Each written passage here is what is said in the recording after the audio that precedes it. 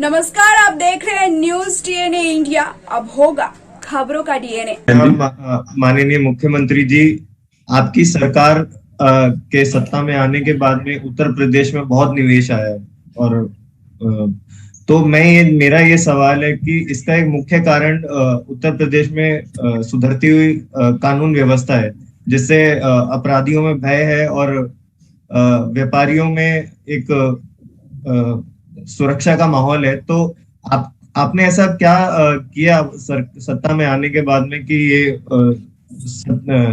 सुरक्षा व्यवस्था और कड़ी हुई है उत्तर प्रदेश में? धन्यवाद। अरुण यादव जी। अरुण जी। माननीय मुख्यमंत्री जी को एक बार वंदन। सबसे पहले तो ये मेरे लिए बड़ी सौभाग्य की बात है कि मैं आज हिंदुत्व के सबसे बड़े ब्रांड एम्बेसडर माननीय मुख्यमंत्री योगी जी से बात करने का मेरे जैसे सामान्य कार्यकर्ता को अवसर मिल रहा है। मेरा बहुत जो प्रश्न है, मैं छोटे से राज्य हरियाणा से आता हूँ और अगर हरियाणा की दृष्टि से देखें तो उत्तर प्रदेश उससे 10 गुना बड़ा है। कई बार विकास छोटे से राज्य में भी नहीं पहुंच पाता है, लेकिन जिस तरीके की आपकी नीतियां रही हैं, उत्तर प्रदेश जैसे बड़े राज्य में भी सामान्य जगहों पे हर जगह पे एक जैसा विकास हुआ है, जो कि अपने आप में आज पूरे विश्व में एक यूपी मॉडल की तरह, योगी मॉडल की तरह तो ये आपने किस तरीके से संभव किया और आपको किससे प्रेरणा मिली, इस बारे में अगर हमें बताएंगे तो हमें भी जीवन में आगे बढ़ने का मौका मिले। धन्यवाद अरुण जी। अपूर्वा जी हमारे साथ जुड़ी हैं। अपूर्वा। अच्छा, सॉरी। प्रणाम महाराज जी। मेरे लिए ये बहुत बड़ी सौभाग्य की बात है कि मैं उत्तर प्रदेश से रहने वाली हूँ और उसी सरकार में काम भी करती हूँ और अपनी सरकार से भी प्रश्न पूछ रही हूँ, तो ये बहुत बड़ी मेरे लिए उपलब्धि है। और एक चीज मैं आपको बताना चाहूंगी, जब मैं 12th क्लास में थी तो मेरा जो एग्जाम सेंटर था वो दूर था, मीन्स ट्रेन से जाना होता था।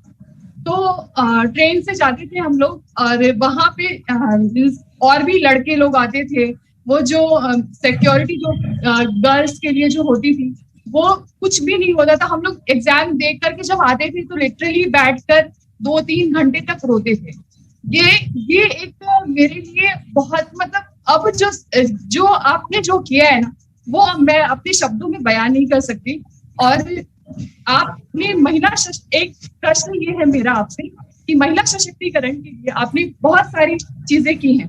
मिशन शक्ति का आपने 3रा चरण शुरू किया है, तो उसके कुछ मुख्य बिंदु अगर आप बता सकते हैं तो प्लीज आप बताएंगे तो मेरे लिए बहुत बड़ा ये सौभाग्य होगा। धन्यवाद। एल्विश यादव जी हैं यूट्यूबर, मैं अनुरोध अगर कुछ कहना चाहें। एल्विश यादव जी।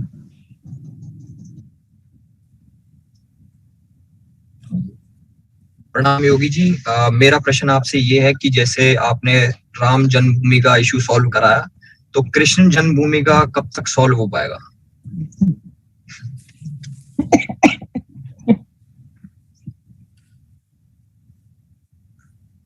धन्यवाद। मैं अभी काफी सवाल हो गए, मैं माननीय मुख्यमंत्री से अनुरोध करूंगा कि आप सबको संबोधित करें, फिर उसके पश्चात समय उपलब्ध रहते देखते आगे काम। थैंक यू माननीय मुख्यमंत्री जी।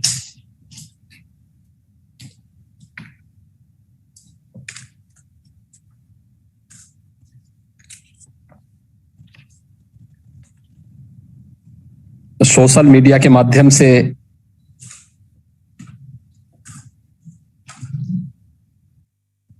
आम जनमानस के बीच में, खासतौर पर युवाओं के बीच में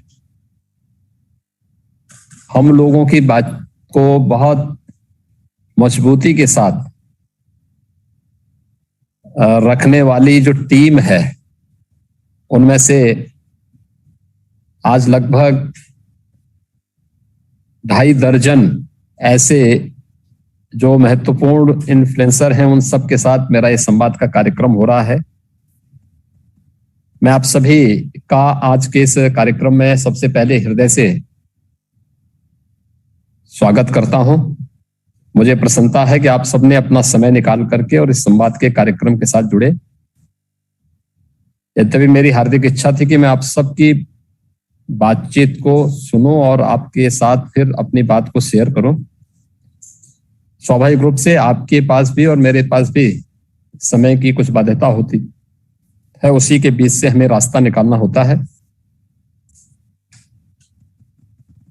मैं सबसे पहले धन्यवाद दूंगा आप लोगों को, जब आप सभी लोग प्रत्यक्ष और अप्रत्यक्ष रूप से हम लोगों के बचाव में सोशल मीडिया प्लेटफॉर्म का भरपूर उपयोग करते हैं। और उस समय इस देश के खिलाफ, भारत और भारतीय संस्कृति के खिलाफ साजिश रचने वाले उन सभी तत्वों को बहुत बार आप लोगों के द्वारा बेनकाब भी किया जाता है। कोई दो राय नहीं कि सोशल मीडिया प्लेटफॉर्म की आज के दिन पर ताकत का एहसास हर एक सरकार को भी है और समाज को भी है। स्वाभाविक रूप से अपनी बात को प्रभावी ढंग से रखना और विरोधी की झूठ का पर्दाफाश भी करना, इसको बखूबी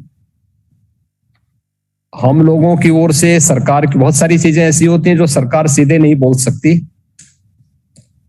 लेकिन तथ्य होने के साथ आप लोग उसको बहुत मजबूती के साथ रखते हैं और उस झूठ को बेनकाब भी करने का कार्य करते हैं। मैं सबसे पहले तो आपको धन्यवाद देता हूं, आप सभी लोगों को। 10-12 जो हमारे इस सोशल मीडिया प्लेटफॉर्म से जुड़े हुए इन्फ्लुएंसर हैं, उन सब के साथ आज उनके कुछ बातें मेरे सामने आई हैं। मैं धन्यवाद दूंगा उनको भी, और जो लोग अपनी बात नहीं रख पाए हैं, अगली बार जरूर उनसे मैं अपनी बात को शेयर करूंगा या उनकी बातचीत, उनसे संवाद करूंगा। देखिए, सरकार जो प्रधानमंत्री मोदी जी ने 2014 में सरकार बनाने के पहले देश को एक स्लोगन दिया था। लोगों ने पूछा था 2013 में मोदी जी से कि आखिर आप 2014 में अगर सरकार बनाएंगे और उसके मुखिया बनेंगे तो आप क्या करेंगे? तो उन्होंने उस समय केवल 2 शब्द दिए थे, सबका साथ, सबका विकास का। यानी सब कुछ, किसी भी लोक कल्याणकारी सरकार की सारे भाव और भावनाएं इस दो शब्दों के स्लोगन में समाहित हो जाता है। दुर्भाग्य है, देश की आजादी के बाद से देश की राजनीति का ध्रुवीकरण जाति, मत, मजहब, क्षेत्र, भाषा और इससे आगे जाकर के फिर तुष्टीकरण की और जिन जिन अन्य उन भावनाओं के साथ होते हुए जिसने इस देश की पुण्य क्षति की और अंततः भारत और भारतीयता के पुण्य क्षति की है, उसके तंग दायरे में कैद होकर के हो गई थी। प्रधानमंत्री मोदी जी ने उस तंग दायरे से उसे निकाल करके एक नए भारत का एहसास कराया है। और हम लोगों ने भी 2017 में जब मुझे प्रदेश में मुख्यमंत्री पद के दायित्व की जिम्मेदारी दी गई, तो हम लोगों ने भी संकल्प लिया था कि नहीं, हम लोग विकास तो सबका करेंगे, शासन की योजनाओं का लाभ सबको देंगे, क्योंकि जो भारत में है, उत्तर प्रदेश में है, उत्तर प्रदेश का हर नागरिक हमारा नागरिक होगा। भेदभाव किसी के साथ नहीं करेंगे, चेहरा देख करके भेदभाव नहीं होगा, लेकिन तुष्टीकरण नहीं करेंगे, क्योंकि सत्ताएं आती जाती हैं, सरकारें आएंगी जाएंगी। मैं ये भी जानता हूं कि मुझे हमेशा यहां नहीं रहना है, और मैं ये भी जानता हूं कि जिसने जन्म लिया उसको एक दिन मरना भी है। लेकिन हम अपने उन मूल्यों, उन सिद्धांतों के साथ, उन आदर्शों के साथ कार्य करेंगे जो आने वाली पीढ़ी के लिए एक प्रेरणा बन सके। और पहले दिन से जो लक्ष्य हम लोगों ने रखा, मैं मानता हूं कि बहुत दुष्प्रचार हुआ, लोगों ने उसको अपने अपने तरीके से उसकी विवेचना की, लेकिन आज वही पक्ष आता है। मुझे याद है जब कोरोना कालखंड में मुझे सभी धर्म गुरुओं के साथ संवाद बनाना पड़ा था पहले चरण में, तो मैंने मुस्लिम मौलवियों से भी, मौलानाओं से के साथ भी संवाद बनाया। मैंने कहा देखिए, कोरोना के दौरान लॉकडाउन लागू हो चुका है, आप सबका सहयोग इसमें चाहिए। आप आश्चर्य करेंगे कि मैं वर्चुअली संवाद सबसे कर रहा था, सबने कहा कि हम सब पूरा समर्थन करते हैं, क्योंकि कोई भी मत या मजहब में सबसे पहले स्वयं की जिंदगी महत्वपूर्ण है और बाकी अन्य कार्य बाद में होंगे। आपने देखा होगा कि इस दौरान उत्तर प्रदेश में कोई भी इस प्रकार की बात सामने नहीं आई। इतनी जो छोटी छोटी बातों में लोग बोलते थे कि नहीं साहब, अब ईद आ गया तो हम खुली छूट दे देंगे, जैसे केरल के अंदर हुआ था कि ईद के दिन 3 दिनों के लिए उन्होंने पूरे मार्केट खोल दिए, सारी बाजार खोल दिए। कोरोना महामारी के दौरान इस प्रकार का कृत्य इस सरकार की तुष्टीकरण का एक जीता जागता नमूना था। ऐसी स्थिति अन्य अवसर पर भी होता था। हम लोगों ने जब एक बार व्यवस्था बनाई, सभी के लिए एक समान रूप से व्यवस्था होगी। अगर शासन की योजना सबको समान रूप से, तो उपासना विधि में भी किसी भी प्रकार की कोई तंग दायरे में रहकर के कोई छूट किसी व्यक्ति विशेष को, किसी समुदाय विशेष को या किसी को भी नहीं देंगे। और सबको हम लोगों ने एक समान रूप से बताया कि भाई शासनादेश ये है, इसका पालन सबको समान रूप से करना होगा।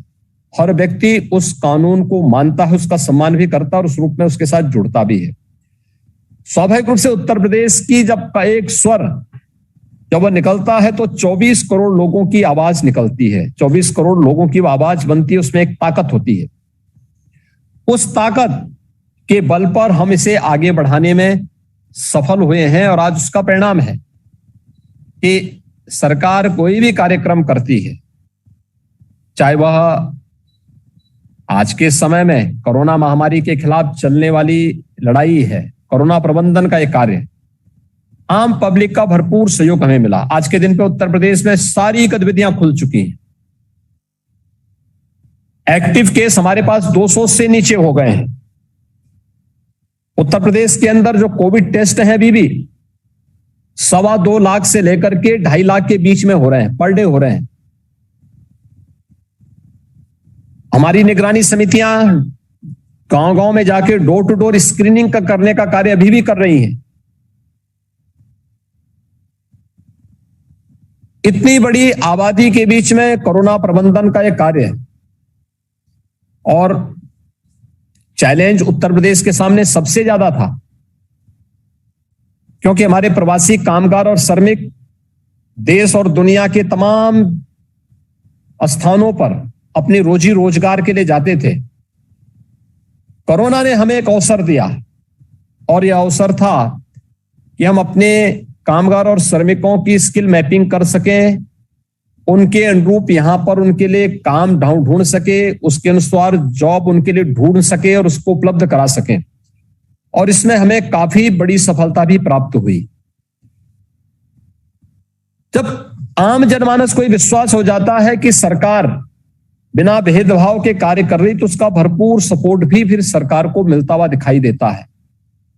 आज उत्तर प्रदेश व्यवस्था एक नजीर क्यों बन रही है? कारण है पब्लिक का सपोर्ट।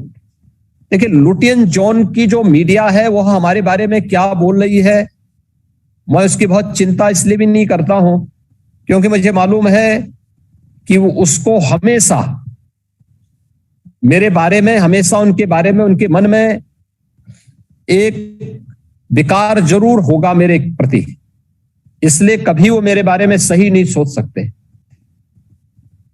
भारत और भारतीयता के बारे में उनके मन में अच्छे विचार नहीं है, अच्छी सोच नहीं है। स्वाभाविक रूप से मैं उसकी चिंता क्यों करूं? मुझे चिंता फिर अपने प्रदेश की करनी चाहिए, 24 करोड़ लोगों की करनी चाहिए। 24 करोड़ लोगों के हित में जो होगा, प्रदेश के हित में जो होगा और भारत और भारतीयता के हित में जो होगा, मुझे वह कार्य करना चाहिए। बाकी ये लुटियन जोन की मीडिया क्या कहती है, क्या नहीं करती है, मुझे उसकी चिंता के बगैर अपने पद पर आगे बढ़ना चाहिए। जब इस लक्ष्य को लेकर के मैं आगे बढ़ता हूं तो हमें जनता का आशीर्वाद भी मिलता है और आप जैसे समाज के जागरूक प्रहरियों का भी भरपूर समर्थन प्राप्त होता है, जिसके बल पर हम लोग इन तत्वों के साथ मुकाबला करने में कहीं ना कहीं अपने को असहज महसूस नहीं करते हैं। प्रदेश ने गुंडागिर्दी और अराजकता के खिलाफ एक लड़ाई पहले दिन से जो प्रारंभ की, आज उसके अलग अलग फेजेस, अलग अलग चरणों में चल रहे हैं। आपने देखा होगा ये वही उत्तर प्रदेश है 2017 के पहले, 2012 से 17 के बीच के अगर आप डाटा देखेंगे तो 5 वर्ष में एवरेज तीसरे चौथे दिन एक बड़ा दंगा यूपी में होता था। दंगे में हर एक की संपत्ति को नुकसान पहुंचता था, क्या हिंदू हो, क्या मुस्लिम हो, या जो भी दो वर्ग आपस में टकराते थे, संपत्तियां नुकसान होती थी, जनधन की व्यापक क्षति होती थी, मार्केट बंद होते थे, महीनों महीनों तक कर्फ्यू लागू होता था, अर्थव्यवस्था पर असर पड़ता था, विकास के कार्यों पर इसका प्रभाव पड़ता था। लेकिन पिछले, आप इस बात को महसूस कर रहे होंगे, हमारी सरकार 19 सितंबर को 4.5 वर्ष का कार्यकाल अपना पूरा करेगी, लेकिन इस दौरान एक भी दंगा यूपी में नहीं हुआ। आप याद करिए, श्री राम जन्मभूमि से संबंधित फैसला 9 नवंबर 2019 को आता है और 9 नवंबर 2019 को आने वाला यह फैसला, जब हम लोगों ने उससे पहले माननीय उच्चतम न्यायालय ने यूपी के डीजीपी और मुख्य सचिव को बुलाया, ये लोग सुप्रीम कोर्ट में जा रहे थे, सशंकित थे कि हम लोग वहां जाएंगे, पता नहीं क्या हमसे कोर्ट पूछेगा। मैंने कहा देखो कुछ नहीं जाना, आपको केवल वहां जाना है, न्यायालय के सामने बड़ी शालीनता के साथ इस बात को कहना है कि न्यायालय जो भी फैसला देगा, उत्तर प्रदेश में कानून व्यवस्था की स्थिति में कोई फर्क नहीं पड़ने वाला है।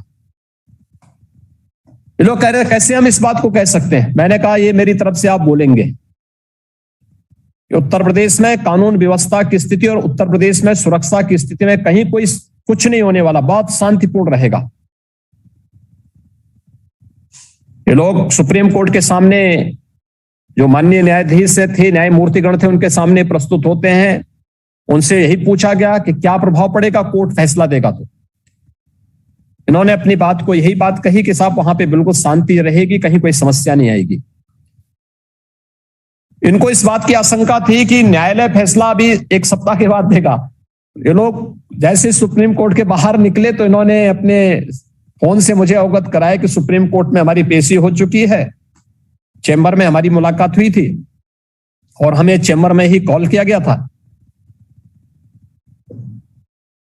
अब 1 सप्ताह के बाद संभवतः फैसला आ सकता है। मैंने कहा देखो आप तुरंत लखनऊ वापस आइए, कल फैसला आ सकता है। उन्होंने कहा आप कैसे कह सकते हैं, तो आप बहुत आश्वस्त दिख रहे थे कि कहीं कोई इस प्रकार की स्थिति। मैंने कहा नहीं, आप देखना, आपको बुलाया गया तो ये अंतिम वो है कि यूपी सर्वाधिक इससे प्रभावित राज्य होगा और इसलिए आपको वापस आ जाना चाहिए। खैर ये लोग कुछ लेट किए, तब तक शाम को टेलीविजन में आने लग गया कि कल माननीय उच्चतम न्यायालय श्री राम जन्मभूमि से संबंधित फैसला देगा। ये लोग दौड़े दौड़े आए, रात्रि मेरी बैठक चल रही थी, तब तक रात्रि को 12:30 बजे के आसपास ये लोग पहुंचे। मैंने कहा देखो मैंने शाम को ही 5 बजे आपको बता दिया था कि आप वापस आ जाइए, अगर आप आ गए होते तो संभवतः 9 और 10 बजे के बीच में पहुंचते। आप लोगों ने लेट किया, इसलिए रात को 12:30-1 बजे के आसपास आप पहुंच रहे हैं। आपने देखा होगा कि अगले दिन जब फैसला आया तो उत्तर प्रदेश का सबसे शांतिपूर्ण दिन था, सबसे सौहार्दपूर्ण दिन था। कहीं कोई हलचल नहीं, लोगों में खुशी थी, उमंग था, हर तबका उत्साह मना रहा था, उत्सव मना रहा था। देखिए, सच्चाई बहुत बार लोग अंतःकरण से स्वीकार करते हैं, लेकिन बोलने का साहस उनमें नहीं होता, क्योंकि इतना नैतिक साहस बटोरने के लिए उन्होंने हिम्मत नहीं की है और इसलिए बोल नहीं पाते हैं।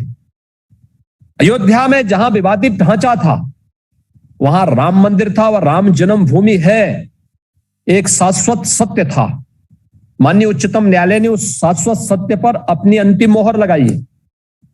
आज वहां भव्य राम मंदिर के निर्माण का कार्य हो रहा है। 9 नवंबर 2019 को उत्तर प्रदेश ने भी और देश ने भी इस शाश्वत सत्य की अनुभूति की है, क्योंकि सबसे शांतिपूर्ण दिन था और सचमुच राम राज्य की परिकल्पना को साकार करने वाला दिन था। उस दिन उत्तर प्रदेश में एक छिनैती भी नहीं हुई, एक सामान्य छिनैती की घटना भी इतने बड़े राज्य में नहीं हो पाई। तो उस शाश्वत सत्य को स्वीकार करने के साथ साथ अगर लोग बोलने का साहस भी कर सकें, तो वह साहस सत्य के नजदीक होता है। और मुझे लगता है कि अभी भी एक बड़ा तबका उस साहस के साथ अपने को प्रस्तुत करने को तैयार नहीं हो पाता है। हम लोगों ने उस साहस को दिखाया है और हम लोग उस साहस के साथ हमेशा जुड़े रहे, जुटे रहे। आज उसका परिणाम है उत्तर प्रदेश में कॉमन मैन, एक सामान्य नागरिक अपने को सुरक्षित महसूस करता है, वो किसी भी तबके का हो। आज आप चले जाइए पश्चिमी उत्तर प्रदेश में, अच्छे जो मुस्लिम परिवार हैं वे लोग भी इस बात को कहते हैं कि साहब हम सुरक्षित महसूस कर रहे हैं, हमें कोई समस्या नहीं। लेकिन अपराधियों के मन में एक भय जरूर है, और वो भय ये है कि अगर उनके द्वारा कानून के साथ खिलवाड़ होगा तो फिर उनके साथ कानून उतनी सख्ती के साथ और उतनी ही निर्ममता के साथ निपटेगी जैसे निर्ममता वह एक कॉमन मैन के साथ करते हैं।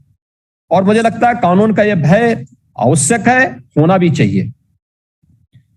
उत्तर प्रदेश में कानून के प्रति सम्मान का यह भाव हमें हर एक फील्ड में मदद करता है, चाहे वह प्रदेश में निवेश आमंत्रण का मामला हो, चाहे वह प्रदेश के अंदर प्रदेश के युवाओं को अधिक से अधिक मात्रा में रोजगार और नौकरियां प्रदान करने में दी जाने वाली सहूलियतों को आगे बढ़ाने का हो, प्रदेश के अंदर कोरोना जैसी महामारी से लड़ने के लिए आम जनमानस का सहयोग लेकर के हम एक बेहतर कैंपेन को आगे बढ़ा सकें, उसको लेकर के हो, या फिर प्रदेश के अंदर आपने देखा होगा कि जब काबुल से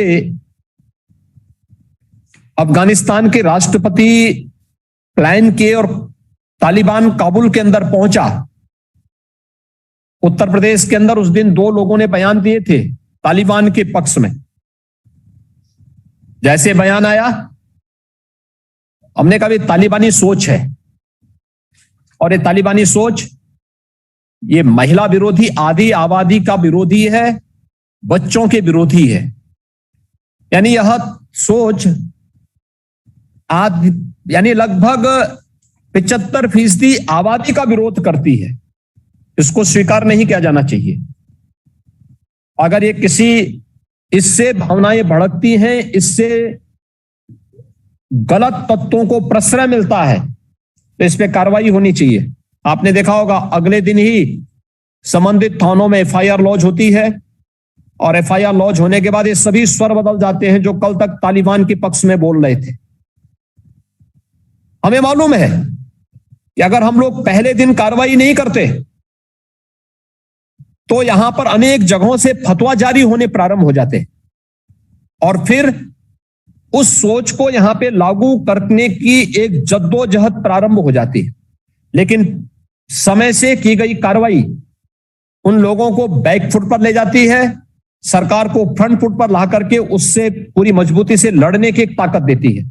और पहले दिन ही कार्रवाई होने पर वही लोग अगले दिन फिर तीसरे दिन सफाई देते हुए दिखते कि साहब हमारा मतलब तालिबान को समर्थन करना नहीं था। एक भी राजनीतिक दल जो कल तक तालिबान का समर्थन अप्रत्यक्ष रूप से कर रहे थे, इसके बाद उनकी सोच बदल गई। वे लोग चोरी छुपे क्या कर रहे हैं हम नहीं कह सकते, लेकिन खुल करके इस प्रकार की दुष्प्रवृत्ति को समर्थन करने का साहस नहीं कर पाए हैं। और ये चीजें हम लोगों ने प्रदेश के अंदर भी और देश के अंदर भी देखी हैं कि जहां पे कार्रवाई हुई, क्योंकि कानून व्यवस्था राज्य का विषय होता है, तो राज्य को इसके बारे में बड़ा संवेदनशील भी बनना पड़ेगा और सतर्क रह करके सदैव एक एक गतिविधि पर नजर भी रखनी पड़ेगी। जब प्रदेश के अंदर अनुशासन का माहौल है, हर व्यक्ति सरकार के साथ चल रहा है, तो हमें अपनी विरासत को आगे बढ़ाने में भी मदद मिलती है। आज उत्तर प्रदेश को इस बात का के पर गौरव की अनुभूति होती है कि उत्तर प्रदेश देश का हृदय प्रदेश है। प्रदेश की सांस्कृतिक धरोहर और भारत और भारतीयता की पहचान उत्तर प्रदेश में निहित है। मर्यादा पुरुषोत्तम भगवान श्री राम की पावन जन्मस्थली उत्तर प्रदेश में है। भगवान श्री कृष्ण की पावन जन्मभूमि उत्तर प्रदेश में है। बाबा विश्वनाथ का धाम उत्तर प्रदेश में है। और कुंभ की भूमि यानी प्रयागराज, जहां पर पावन गंगा, यमुना और सरस्वती की त्रिवेणी है, वह पावन संगम स्थल भी उत्तर प्रदेश में है। प्रयागराज कुंभ, मुझे याद है 2017 में जब मैं मुख्यमंत्री बना और पहले ही शिष्टाचार भेंट के लिए जब मैं प्रधानमंत्री जी से मिलने के लिए दिल्ली गया, तो प्रधानमंत्री जी ने मुझे यही कहा कि योगी जी, 1 साल के बाद आपको कुंभ, प्रयागराज कुंभ के आयोजन करने का अवसर प्राप्त होगा। कैसे आप इस आयोजन को करेंगे, उसके लिए प्लानिंग अभी से। क्या हम एक परंपरागत आयोजन से ऊपर उठ करके इसको एक यूनिक इवेंट के रूप में प्रस्तुत कर सकते हैं? क्या हम दुनिया के देशों को अपने इस आयोजन के साथ जोड़ सकते हैं? क्या यूनेस्को जैसी संस्थाओं को जोड़ करके वे इसे दुनिया की एक सांस्कृतिक धरोहर के रूप में इसे प्रस्तुत करने में योगदान दे सकती हैं? स्वाभाविक रूप से हमारे पास एक चैलेंज था, क्योंकि इतना बड़ा आयोजन 2013 के कुंभ में महाकुंभ था, 12 करोड़ से अधिक श्रद्धालु वहां आए थे। अव्यवस्था और दुर्व्यवस्था के बीच में दुर्घटनाएं भी हुई थी, कई लोग वहां पर कालकलवित हुए थे। तो मैं वापस लखनऊ आया, मैंने बैठक ली, उसकी कार्य योजना तैयार की और फिर प्रधानमंत्री जी ने जो एक मार्गदर्शन किया था, उसका अनुसरण करते हुए हम लोगों ने अपने कार्यक्रम आगे बढ़ाए। और मुझे प्रसन्नता है कि प्रयागराज कुंभ प्रधानमंत्री जी की भावनाओं के अनुरूप स्वच्छता, सुरक्षा और सुव्यवस्था में दुनिया की का एक यूनिक इवेंट भी बना। यूनेस्को ने उसे भारत की एक अमूर्त सांस्कृतिक धरोहर के रूप में मान्यता भी दी। दुनिया के लगभग 171 देशों को हम लोग उस आयोजन के साथ जोड़ने में सफल हुए। देश के अंदर के लगभग भारत के सभी राज्यों के 600 से अधिक विकास खंडों से, 600 से अधिक यानी राज्यों के अलग अलग क्षेत्रों से हम लोगों को यहां पर 6 लाख गांवों का प्रतिनिधित्व यहां पे प्रयागराज कुंभ में करवाने का सौभाग्य भी प्राप्त हुआ। और 2013 में महाकुंभ था, 2019 में कहने के लिए उसको अर्ध कुंभ कहते थे, हमने कुंभ रखा था, प्रयागराज कुंभ नाम दिया था। प्रयागराज कुंभ ने 24 करोड़ श्रद्धालु इस आयोजन में भागीदार बने। एक भी घटना नहीं घटित हुई। मां गंगा की कृपा थी, प्रयागराज की कृपा थी। शांतिपूर्ण ढंग से, यानी सुरक्षा, सुव्यवस्था और स्वच्छता का एक नया मानक प्रयागराज कुंभ ने स्थापित किया। और प्रयागराज कुंभ ने यूपी के बारे में आम जनमानस की धारणा को भी बदलने में योगदान दिया, क्योंकि जो प्रयागराज कुंभ में आया था वह यूपी के अन्य क्षेत्रों में भी गया। उसको काशी जाने का अवसर प्राप्त हुआ, उसको अयोध्या जाने का अवसर प्राप्त हुआ, प्रदेश की राजधानी लखनऊ में आने का अवसर प्राप्त हुआ। अन्य क्षेत्रों में भी जाकर के उसको जो व्यापक परिवर्तन देखने को मिला, और स्वाभाविक रूप से यूपी से बाहर गया तो उसने यूपी के बारे में, उत्तर प्रदेश के बारे में एक नई धारणा दी, और आज उत्तर प्रदेश के बारे में देश और दुनिया की जो धारणा बनी है उसने हमें काफी मदद की है। अलग अलग क्षेत्रों में व्यापक उससे हमें मदद मिली है। प्रयागराज कुंभ के साथ साथ हम लोगों ने प्रदेश के अंदर अपने परंपरागत हस्तशिल्प को और सांस्कृतिक विरासत को संरक्षित करने के लिए भी अनेक कार्यक्रम प्रारंभ किए हैं। देखिए, परंपरागत उद्यम को बढ़ावा देने के लिए हम लोगों ने एक जनपद एक उत्पाद, वन डिस्ट्रिक्ट वन प्रोडक्ट की योजना 2018 में प्रारंभ कर दी थी, और मुझे प्रसन्नता है कि 75 जनपद हमारे पास हैं। 75 के 75 जनपद का एक यूनिक प्रोडक्ट है जिसको हम प्रमोट कर रहे हैं। उसकी डिजाइनिंग, उसके साथ तकनीक को जोड़ना, उसकी मार्केटिंग, उसकी पैकेजिंग, इन सब के साथ हम लोग जुड़े हुए हैं। सरकार जुड़ी हुई है और उन्हें हर प्रकार का प्रोत्साहन देकर के सरकार उसे आगे बढ़ाने का कार्य कर रही है। इसने प्रदेश को एक्सपोर्ट के एक हब के रूप में भी विकसित किया है। आज उत्तर प्रदेश जैसा राज्य भी एक्सपोर्ट का एक हब बन सकता है, आज उत्तर प्रदेश में देखने को मिलता है। तो साथ साथ हम लोगों ने जो परंपरागत हस्तशिल्प था उसके प्रोत्साहन के लिए भी हम लोगों ने यहाँ पे कार्य किया है। जो यहाँ पर अभी शेफाली जी कह रही थी, हमने यहाँ पर अलग अलग जो परंपरागत हस्तशिल्प हमारा था या हस्तशिल्पी हैं, उसे हमने विश्वकर्मा श्रम सम्मान के रूप में यहाँ पे अपने साथ जोड़ा है। और विश्वकर्मा श्रम सम्मान के साथ हम लोगों ने उनके प्रोत्साहन के लिए, उनके प्रशिक्षण के लिए, उन्हें टूल किट उपलब्ध कराने के लिए एक व्यवस्थित योजना, फिर उनको बैंकों से जोड़ करके सस्ते में लोन उपलब्ध करवाने के लिए प्रदेश के अंदर अनेक योजनाएं हमने लागू की हैं। और इस समय हमारी लगभग 17-18 ऐसे अलग अलग फील्ड के कारीगर हैं, हस्तशिल्पी हैं, जिनके प्रोत्साहन के लिए सरकार प्रदेश के अंदर निरंतर प्रयास कर रही है और उसके बहुत अच्छे सकारात्मक परिणाम भी आए हैं। उस दिशा में सरकार बढ़ रही है। मेरा मानना है कि कोरोना कालखंड के दौरान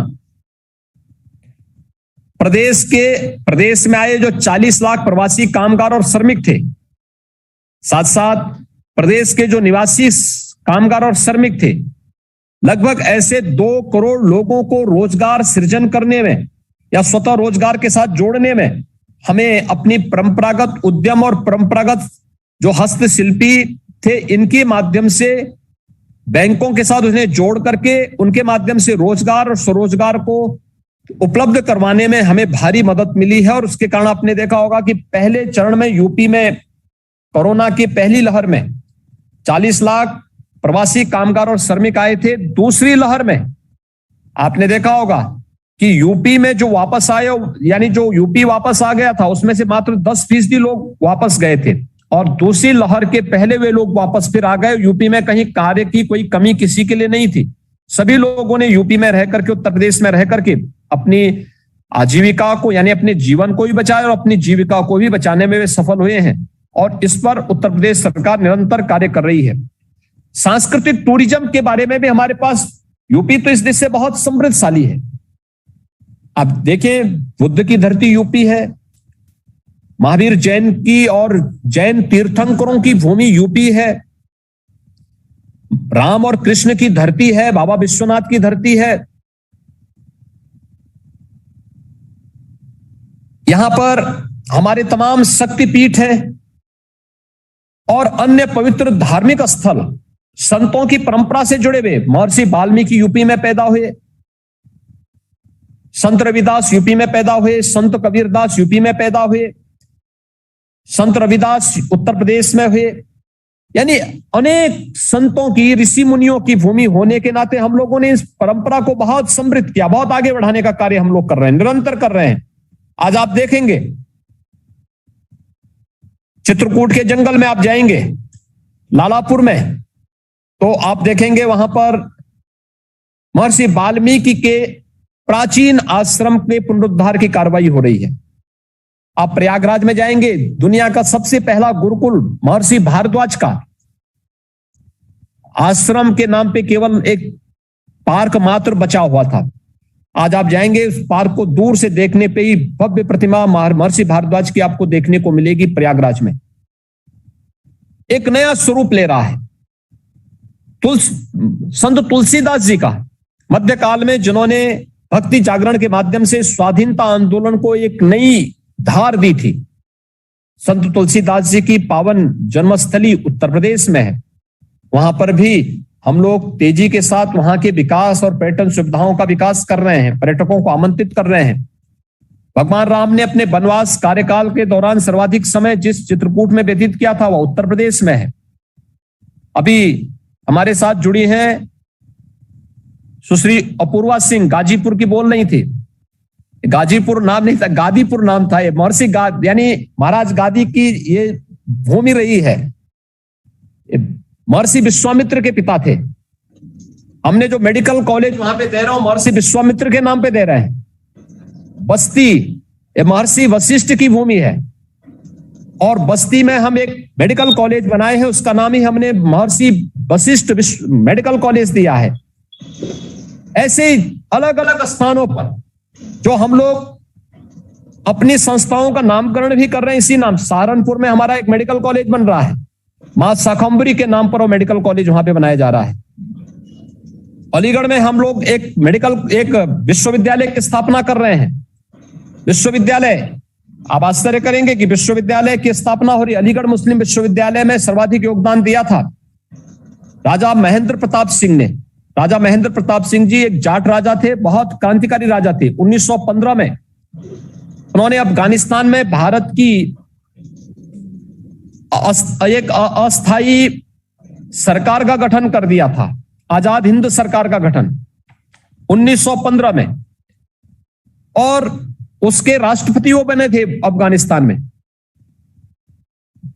उत्तर प्रदेश के अंदर तमाम शिक्षण संस्थाओं के योगदान में राजा महेंद्र प्रताप सिंह जी का बहुत बड़ा योगदान था। लेकिन आजादी के बाद राजा महेंद्र प्रताप सिंह को भुला दिया गया। अलीगढ़ मुस्लिम विश्वविद्यालय में उनके नाम पर एक भी स्मारक नहीं, एक भी पत्थर नहीं। आज राज्य सरकार लगभग 100 एकड़ भूमि में उनके नाम पर एक नया विश्वविद्यालय स्थापित कर रहा है। प्रधानमंत्री जी 14 सितंबर को इसकी आधारशिला रखने के लिए स्वयं अलीगढ़ में पधार रहे हैं। एक बड़ा कार्यक्रम इसके साथ बनेगा, ये कार्यक्रम वहां पे जुड़ रहा है। अयोध्या में कोई जाने की हिम्मत नहीं करता था। आज साल में 3-4 बार मैं स्वयं ही चला जाता हूं अयोध्या में। अयोध्या दुनिया की सबसे सुंदर नगरी के रूप में विकसित हो रही है। काशी विश्वनाथ कॉरिडोर प्रधानमंत्री जी के विजन के अनुरूप कैसे विकास की एक नई ऊंचाइयों को छू रहा है। आज आप काशी में जाकर के देख सकते हैं कि काशी अपनी एक नई पहचान के साथ, वैश्विक पहचान के साथ सामने आ रही है। आज ब्रज क्षेत्र में आप जाएंगे, मथुरा, वृंदावन, बरसाना, यानी इन जितने गोकुल, बलदेव, ये जितने तीर्थ स्थल हैं, इनके विकास में ब्रज तीर्थ विकास परिषद के नाम पर हम लोगों ने वहां अपना कार्य तेजी के साथ आगे बढ़ाया है। चित्रकूट धाम का विकास, नेमिष तीर्थ, ऐसे सुख तीर्थ, इन सभी के विकास के लिए सरकार अपने स्तर पर, बुद्धिस्ट सर्किट है, इन सभी के लिए सरकार अपने स्तर पर तेजी के साथ कार्य कर रही है। और इन सभी के लिए अधिक से अधिक, यानी जो श्रद्धालु हैं, जो श्रद्धा भाव के साथ आते हैं, उनके लिए भी, और जो पर्यटक हैं उनके लिए भी इसको तेजी के साथ आगे बढ़ाने के लिए सरकार पूरी प्रतिबद्धता के साथ कार्य कर रही है। और उसका बहुत अच्छा, यानी हम लोगों ने, ठीक है, कोरोना कालखंड को छोड़ दें, लेकिन जो वहां वर्तमान में पर्यटक और श्रद्धालुओं की संख्या बढ़ रही है वह सचमुच अभूतपूर्व है और अभिनंदनीय है। उसको हम लोग बहुत तेजी के साथ आगे बढ़ाने का कार्य कर रहे हैं। बहुत अच्छा वहां पर देखने को मिल रहा है। हमें अपनी सांस्कृतिक विरासत पर गौरव की अनुभूति करनी चाहिए और हम इस बात को माने कि इस सांस्कृतिक धरोहर ही भारत की एकता और भारत की अखंडता का आधार भी बनेगा। भारत के आम जनमानस के मन में अपनी सांस्कृतिक धरोहर के प्रति जो श्रद्धा का भाव है, जो आस्था का भाव है, यही आस्था का भाव ही भारत को उत्तर से लेकर दक्षिण तक, पूरब से पश्चिम तक एक सूत्र में पिरोने का कार्य करता है। यह सांस्कृतिक एकता भारत की वास्तविक एकता है और इस सांस्कृतिक एकता को मजबूती प्रदान करने के लिए यह जाति, मत, मजहब, क्षेत्र, भाषा से ऊपर होनी चाहिए। इसके प्रति हम सब की एक सोच होनी चाहिए और इस सोच को लेकर के ही प्रधानमंत्री मोदी जी ने एक भारत श्रेष्ठ भारत की परिकल्पना को साकार करने के लिए हर संभव प्रयास किए हैं। अनेक प्रकार के कार्यक्रम प्रारंभ किए हैं। भारत सरकार का पर्यटन और संस्कृति मंत्रालय इसके लिए भरपूर सहयोग कर रहा है, हर प्रकार का हर संभव उपाय करके इसको प्रोत्साहित भी कर रहा है और हम लोग इस दिशा में तेजी के साथ आगे बढ़ा रहे हैं। और मुझे लगता है ये सांस्कृतिक विरासत के प्रति आम जनमानस को जोड़ना और एक भारत श्रेष्ठ भारत की परिकल्पना को साकार करने में मजबूती से अपना योगदान देना एक कम्युनिज्म के झूठ का पर्दाफाश भी करता है, क्योंकि कम्युनिज्म की थ्योरी है कि वह भारत को कभी एक नहीं मानता। वह भारत को, उनकी जो विकृत सोच है वह एक राष्ट्रीयताओं का समूह मानता है। लेकिन हमारा यह मानना है कि भारत तो एक आदि काल से ही भारत तो एक देश है, एक सोच के साथ, एक संस्कृति के साथ, एक विरासत के साथ उत्तर से लेकर दक्षिण तक, पूर्व से पश्चिम तक पूरा भारत एक रहा है। भले ही राजे रजवाड़े किसी कालखंड में अलग अलग रहे हों, लेकिन पूरा भारत हिमालय से लेकर के समुद्र पर्यंत तक ये पूरा भारत एक है। उस एक भारत को श्रेष्ठ भारत के रूप में बदलना, यही कम्युनिज्म की थ्योरी को खारिज करने का एक सशक्त हथियार बन सकता है। एक कितना भी षड्यंत्र भारत के खिलाफ कहीं भी करें, भारत की 135 करोड़ जनता को एक स्वर में, एक भारत श्रेष्ठ भारत के स्वर में बोलना चाहिए। इनके सारे के सारे झूठ का पर्दाफाश होगा और ये लोग सभी बेनकाब होंगे। और यही कारण है कि इस देश ने कम्युनिज्म को ठुकराया है। वेस्ट बंगाल से ठुकरा दिया है, त्रिपुरा से ठुकरा दिया है, केरल भी एक समय इस सच्चाई को स्वीकार करेगा और केरल उस सच्चाई को स्वीकार करते हुए इनको जरूर ठुकराएगा, इसमें कोई संदेह नहीं होना चाहिए। इनके लिए इस धरती पर और भारत की धरती पर कोई जगह रहेगी ही नहीं, ये मैं विश्वास के साथ कह सकता हूं। और हर भारतीय को इस बात को सोचना होगा, इसको आगे बढ़ाना होगा। जहां तक उत्तर प्रदेश जैसे राज्य में विकास की एक समान रूप से सोच को आगे बढ़ाने का है, देखिए हमने पहले कहा ना कि हम लोग जब सत्ता में आए थे तो हम लोगों ने पहले दिन से तय किया था कि देखिए विकास सबका करेंगे।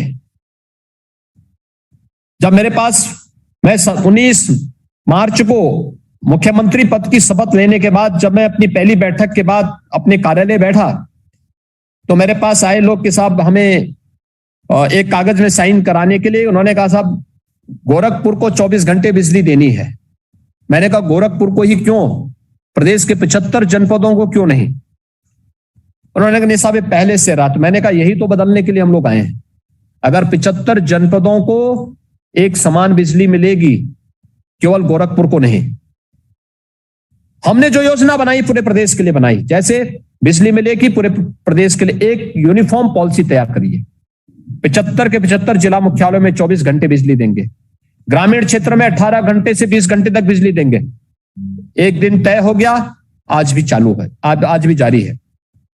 प्रदेश के अंदर हर इंटर स्टेट कनेक्टिविटी को 4 लेन के साथ जोड़ना है, पहले दिन तय कर दिया, युद्ध स्तर पर कार्य चल रहा। हर जिला मुख्यालय 4 लेन से जुड़ेगा, कार्य चल रहा है। प्रदेश के अंदर हम लोगों ने उन क्षेत्रों को चिन्हित किया, कौन क्षेत्र हमारे आर्थिक रूप से विपन्न है। पूर्वांचल का क्षेत्र और पश्चिम का क्षेत्र, पूर्वांचल का क्षेत्र और पश्चिम के क्षेत्र में अंतर था, लेकिन पूर्वांचल और बुंदेलखंड आर्थिक रूप से पिछड़े हुए क्षेत्र थे। हम लोगों ने कहा इनको, इनकी आर्थिक समृद्धि का आधार क्या हो सकता है? इंफ्रास्ट्रक्चर। पूर्वांचल एक्सप्रेसवे लखनऊ से गाजीपुर तक जोड़ने के लिए पूर्वांचल एक्सप्रेसवे के निर्माण की कार्रवाई को हम लोग युद्ध स्तर पर किए और मुझे बताते हुए प्रसन्नता है कि वह एक्सप्रेसवे हमारा लगभग कंप्लीट है। अगले महीने तक हम उसका लोकार्पण भी करेंगे, राष्ट्र को समर्पित करेंगे। बुंदेलखंड एक्सप्रेसवे लगभग अंतिम चरणों में इसका कार्य चल रहा है। हम नवंबर के अंत तक उस कार्य को कंप्लीट कर देंगे। ये दोनों प्रदेश की इन दो पिछड़े क्षेत्रों की, आर्थिक रूप से पिछड़े हुए क्षेत्रों की अर्थव्यवस्था की एक बैकबोन बनने जा रही है। लेकिन पश्चिम को पूरब के साथ जोड़ने के लिए भी हमें उस प्रकार की एक योजना की आवश्यकता थी। इसे हम गंगा एक्सप्रेसवे के रूप में जोड़ रहे हैं।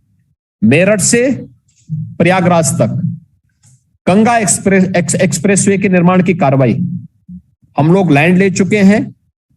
हमारे इस समय इसके बारे में टेंडर जारी हुए हैं और मुझे अनुमान है कि अगले 1.5-2 महीने के अंदर हम इस कार्य को भी प्रारंभ कर देंगे। मेट्रो इंफ्रास्ट्रक्चर के लिए आवश्यक है। पब्लिक ट्रांसपोर्ट सिस्टम का बेहतरीन साधन आज के लिए नहीं, आने वाले 50 सालों के लिए। मेट्रो आज प्रदेश के अंदर 4 महानगरों में संचालित हो चुका है और नवंबर तक हम 2 अन्य महानगर में, कानपुर और आगरा में मेट्रो का संचालन प्रारंभ कर देंगे। यानी ये लगातार एक चलने वाली प्रक्रिया। आरआरटीएस आप देख रहे होंगे, दिल्ली से मेरठ को जोड़ने के लिए 12 लेन हाईवे के साथ साथ आरआरटीएस के साथ हम उसको जोड़ रहे हैं। तेजी के साथ इस पे कार्य चल रहा है। बहुत शीघ्र ये कार्य संपन्न होने के साथ ही, यानी एक नई उसके साथ में उत्तर प्रदेश आगे बढ़ेगा। विकास सबका, हर जिला मुख्यालय, हर एक विधानसभा क्षेत्र तक, हर एक विकास खंड स्तर पर ये सभी कार्यक्रम समान रूप से जब चलते हुए दिखाई दे रहे हैं तो कहीं भी असंतुष्टि के स्वर नहीं फूटते और ये कार्यक्रम हमारा निरंतर पूरे प्रदेश के अंदर समान रूप से चल रहा है। ऐसे ही प्रदेश के अंदर सुरक्षा का जो माहौल है, ये केवल एक सामान्य कानून व्यवस्था के लिए नहीं, प्रदेश के अंदर महिला सुरक्षा के क्षेत्र में भी हम लोगों ने व्यापक अभियान चलाए। आप याद करें, हम लोग जब आए थे, एंटी रोमियो स्क्वाड का गठन करके पहले चरण में हम लोगों ने इस कार्रवाई को आगे बढ़ाया था। लोगों ने उस समय तमाम प्रकार की बातें कही थी, लेकिन हमने शुरू दिन से इस बात को कहा था कि नहीं, आधी आबादी को सुरक्षा मिलनी ही चाहिए। हमारी बेटियां, हमारी बहनें कहीं भी अपने आप को सुरक्षित महसूस न करें। हमें इसके बारे में पूरी मजबूती के साथ आगे बढ़ना होगा और ये कार्यक्रम आगे बढ़ा। उस समय यही लोग जो आज हमारे बारे में तमाम टिप्पणियां करते हैं, लोग हमारी इस कार्रवाई को तमाम प्रकार से इन्होंने उसको गलत साबित करने का प्रयास किया था। लेकिन आज हमारा यह मिशन शक्ति का एक कार्यक्रम तीसरे चरण में चल रहा है, जिसको हमने अब महिला सुरक्षा के साथ साथ महिला सम्मान और महिला स्वावलंबन के साथ जोड़ा हुआ है। आज उत्तर प्रदेश के अंदर, हमारे प्रदेश में 1537 थाने हैं। इन 1537 थानों में आपको एक महिला, हर थाने में एक महिला हेल्प डेस्क मिलेगा। महिला हेल्प डेस्क में बाकायदा बैठने की व्यवस्था है, पंखे की व्यवस्था है, पानी पीने की व्यवस्था है। एक महिला पुलिस अधिकारी वहां हमेशा मौजूद रहती है। कोई महिला कभी भी जाएगी, महिला पुलिस अधिकारी उसकी समस्या का समाधान वहां पर करने के लिए बैठी होगी। 350 तहसील हमारे पास हैं। सभी 350 तहसीलों में भी हम लोगों ने इस प्रकार की व्यवस्था की है। अब हम लोग इसको तीसरे चरण में हर ग्राम पंचायत में लेके चले गए। हर ग्राम पंचायत में, पंचायत भवन में या ग्राम सचिवालय में, क्योंकि हमारे यहाँ प्रदेश में बहुत सारी ग्राम पंचायतों में हम लोगों ने ग्राम सचिवालय बना दिया है। तो हर ग्राम सचिवालय में हम लोगों ने एक वहां पर महिला बूथ की स्थापना की है। वहां पे महिला पुलिस अधिकारी, यूपी पुलिस में पहले महिला अधिकारी नहीं थी, बहुत कम थी, बहुत कम पुलिस आरक्षी थी हमारे पास। हमने पिछले 4-4.5 वर्ष के अंदर जो भर्तियां की, अनिवार्य रूप से इस बारे में कहा कि वे जो भी भर्ती होगी उसमें 20% बालिकाएं जरूर भर्ती हो। आज परिणाम क्या है? हमारे पास 30,000 महिला पुलिस अधिकारी और महिला आरक्षी हैं और ये 30,000 से पहले 1-1.5 साल तक तो कोई कार्य लिया ही नहीं जाता था। लोग कहते थे साहब ये महिलाएं क्या कर पाएंगे, उनको कार्यालयों में बिठाया जाता था। मैंने कहा भी ऐसे नहीं होगा, ये कार्यालय में बैठने के लिए नहीं आई हैं। उनमें से बहुत सारे लोग फील्ड में ड्यूटी करना चाहती हैं। तो मैंने उनके लिए अलग से पद दिया, वो नाम दिया है महिला बीट पुलिस अधिकारी। उनको एक अलग अलग जो पुलिस के बीट क्षेत्र होते हैं, उन क्षेत्रों की जिम्मेदारी दी गई है और वे वहां रह करके उनका काम है, वे वहां गांव में जाएंगी, महिलाओं से जुड़ी हुई समस्याओं को सुनेंगी, सरकार की योजनाओं से वहां पर अवगत कराएंगे। खासतौर पर जैसे हम लोगों ने हमें अनेक योजनाएं चलाई हैं महिलाओं के बारे में, जैसे बालिकाओं के लिए प्रदेश के अंदर 5-6 जनपद ऐसे आए थे जहां पर भ्रूण हत्या की शिकायतें मुझे मिल रही थी। हमने एक मुखबिर योजना चलाई थी जिसमें ऐसे लोगों के खिलाफ कार्रवाई की जा सके जो लोग कन्याओं को पेट में ही मार डालने का पाप कर रहे थे। इसमें सफलता मिली, लेकिन साथ साथ एक प्रोत्साहन ये हमें करना था कि बालिकाएं हो, बालक और बालिका में कोई अंतर न हो। इसके लिए हम लोगों ने एक व्यवस्था प्रदेश के अंदर लागू की, वह थी कि एक प्रोत्साहन राशि हम दे सकें। बालिका के जन्म के साथ लोग उसे घर की लक्ष्मी माने, एक सम्मानजनक ढंग से देखें। तो इसमें मुख्यमंत्री कन्या सुमंगला योजना के साथ हमने इसे जोड़ा। मुख्यमंत्री कन्या सुमंगला योजना में बालिका के जन्म लेने से लेकर के और बालिका के स्नातक तक के पढ़ाई के लिए अलग अलग इंसेंटिव उससे देना। 15,000 की एक राशि उस बालिका को अलग अलग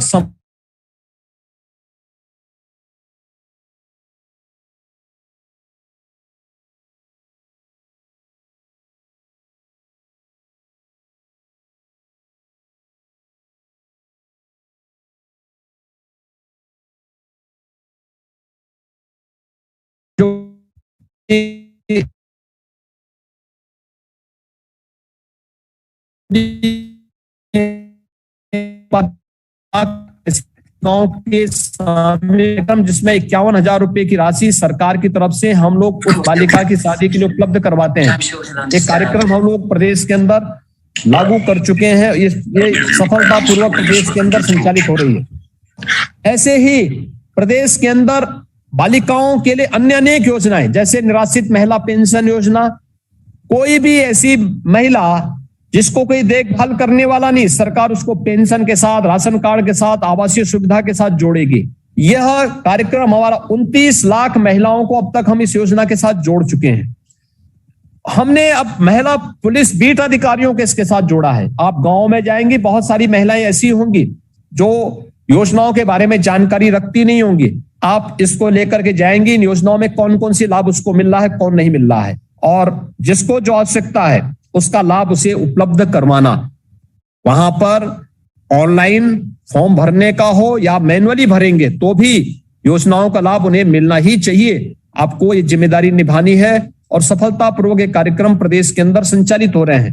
यानी एक अलग अलग प्रकार से हर ग्राम पंचायत में हम लोगों ने बैंकिंग कॉरेस्पॉन्डेंट सखी की तैनाती की है। बैंकिंग कॉरेस्पॉन्डेंट सखी ये लगातार गांव में महिलाएं बैंकों में ना जाना पड़े, गांव में ही उसे पैसा मिल जाए।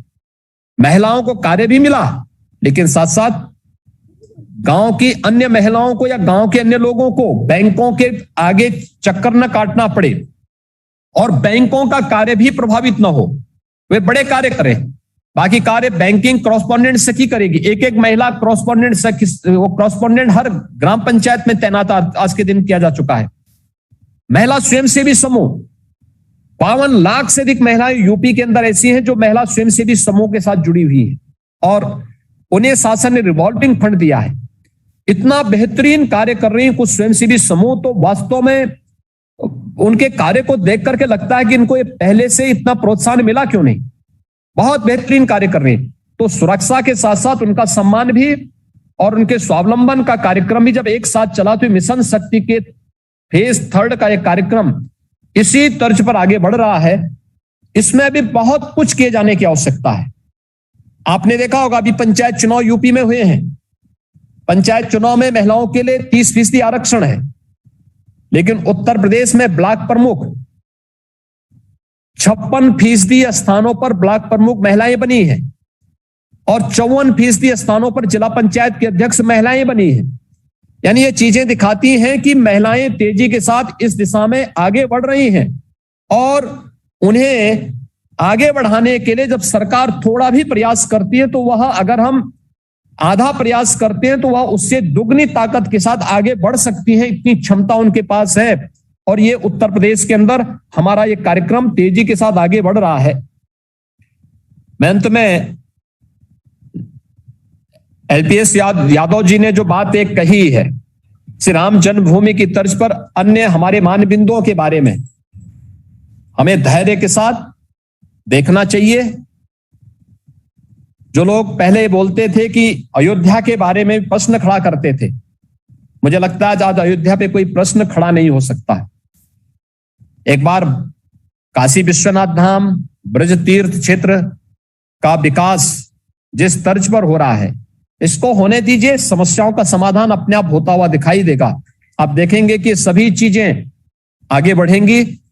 मैं आप सब जो सोशल मीडिया प्लेटफॉर्म पर हमें प्रत्यक्ष और अप्रत्यक्ष रूप से सपोर्ट करते हैं, आप सबका अभिनंदन करता हूं, आपको धन्यवाद देता हूं और आप सबसे अपील करता हूं कि आप लोग हमारी सरकार के एक प्रकार के अदृश्य सुरक्षा कवच हैं सोशल मीडिया प्लेटफॉर्म के माध्यम से।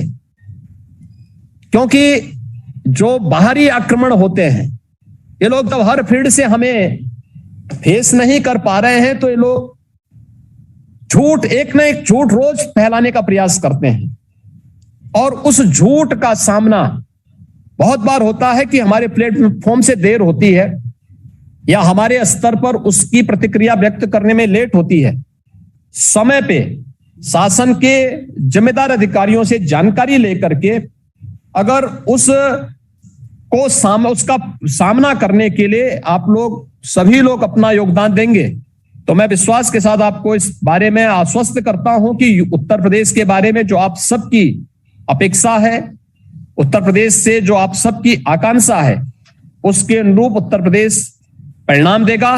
कोई संदेह इसमें नहीं होना चाहिए। मैं आप सबको आज के इस संवाद कार्यक्रम के साथ जुड़ने के लिए हृदय से धन्यवाद देता हूं, आप सबका अभिनंदन करता हूं।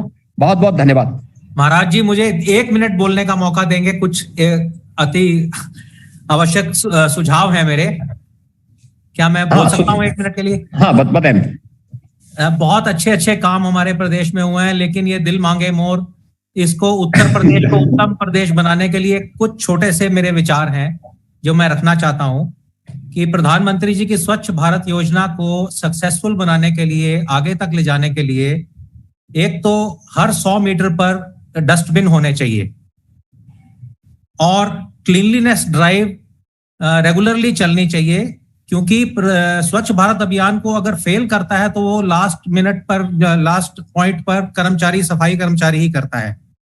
और हर मॉनसून से पहले डीसिल्टिंग होनी चाहिए नालियों की और बड़े नालों की, ताकि जब बारिश आए तो पानी कहीं सड़कों पर ना फैले, कहीं बेसमेंटों में ना भरे, बारिश को लोग एंजॉय कर सकें और बारिश आने से रात की नींद ना लोगों की खराब हो।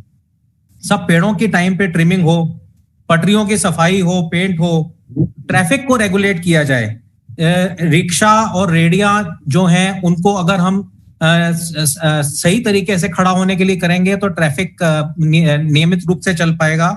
पॉट होल फ्री रोड्स का जो आपका सपना था वो हो जाए। और थोड़े जो पार्क्स हैं, पार्कों में बेंच अच्छे लग जाएं, उनकी ब्यूटिफिकेशन हो। मार्केट्स में छोटी छोटी चौपाल बनाई जाए जहां बुजुर्ग लोग बैठकर शाम को अपना समय व्यतीत कर सकें। और जो पेट्रोल पंप है हाईवे के ऊपर और टोल प्लाजाज हैं, उनके ऊपर जब जो गाड़ियां खड़ी होती हैं उस टाइम को हम इस्तेमाल करते हुए लोगों को सुझाव दे सकें कि ये देश हमारा अपना है, इसको साफ रखने में, इसको उत्तम बनाने में वो अपना सहयोग दें। ये पॉइंट्स मेरे हैं बस। धन्यवाद जी, बहुत बहुत धन्यवाद। आप सबका बहुत बहुत धन्यवाद। Thank you so much. Thank you हमारे मुख्यमंत्री का धन्यवाद। अपने क्षेत्र के हर खबर को पाने के लिए हमारे चैनल को सब्सक्राइब करें, लाइक करें और शेयर करें। साथ ही बेल आइकन को दबाना ना भूलें। और हाँ, हमसे जुड़ने के लिए कांटेक्ट करें नीचे दिए हुए नंबर्स पर। तो ऐसे खबरों के लिए जुड़े रहिए हमारे चैनल न्यूज डीएनए इंडिया के साथ।